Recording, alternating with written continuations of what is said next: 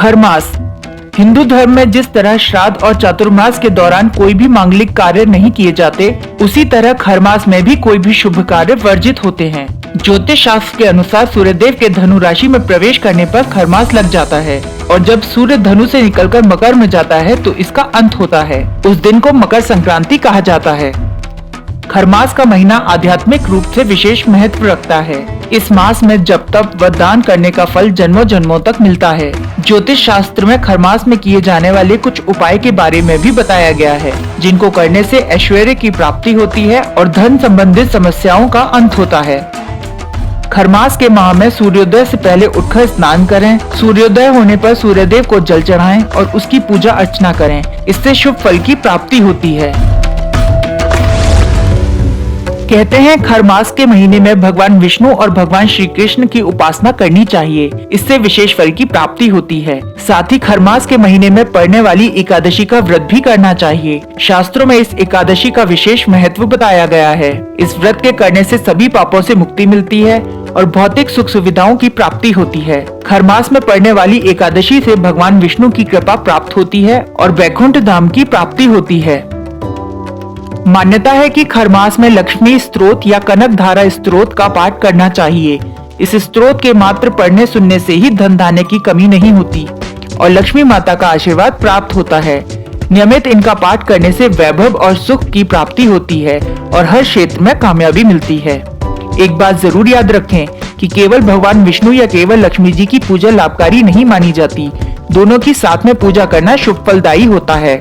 इसलिए नियमित इनकी पूजा करने से आर्थिक समस्याओं से मुक्ति मिलती है और धन संबंधित समस्याओं का अंत होता है।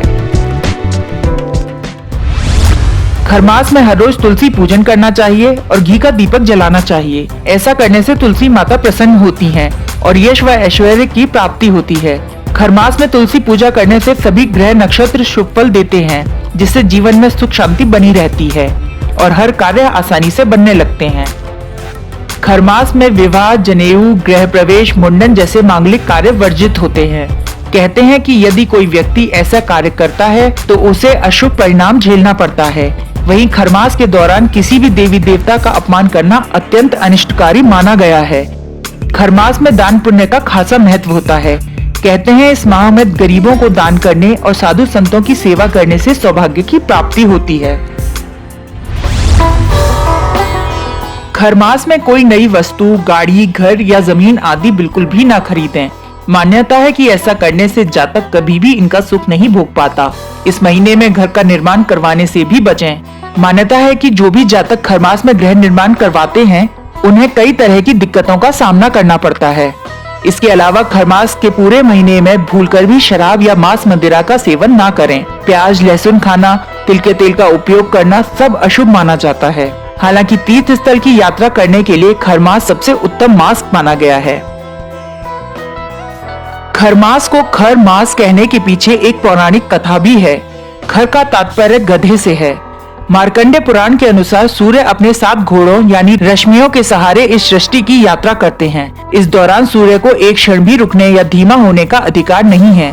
लेकिन अनवरत यात्रा के कारण सूर्य के 7 घोड़े हेमंत ऋतु में थककर एक तालाब के निकट पानी पीने के लिए रुक जाते हैं। तभी सूर्य को अपना दायित्व बोध याद आता है कि वह रुक नहीं सकते।